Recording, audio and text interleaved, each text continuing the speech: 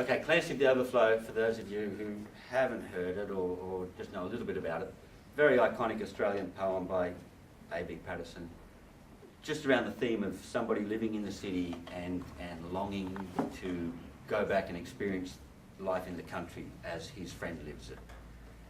Banjo Patterson was a writer, he was a journalist, he lived in the city. He spent some time in the bush, in the country, but was not of that world, but like many Australians had an intense longing to somehow be part of it. And it's based around the fact that he was trying to communicate with a friend that he'd lost touch of. I had written him a letter that I had, for want of better knowledge, sent to where I met him down the Lachlan years ago.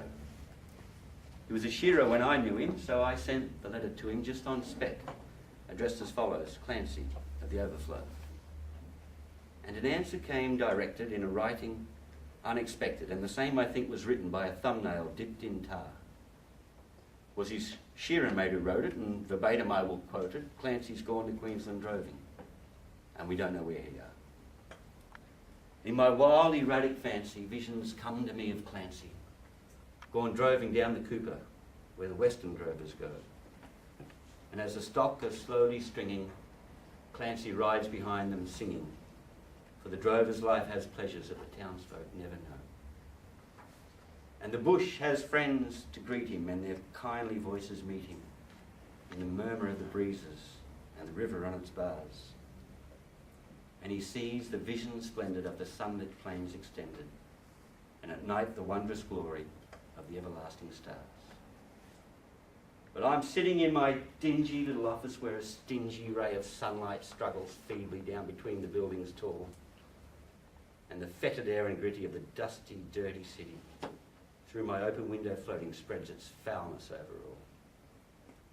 And in the place of lowing cattle, I can hear the fiendish rattle of trolleys and buses making hurry down the street, and the language uninviting of the gutter children fighting comes fitfully and faintly through the ceaseless tramp of feet.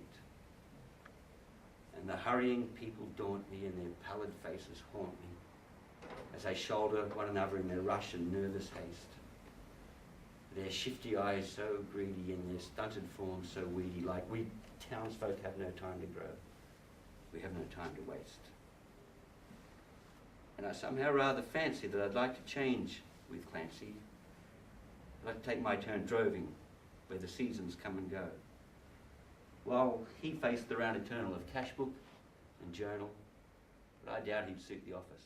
Clancy of the Overflow.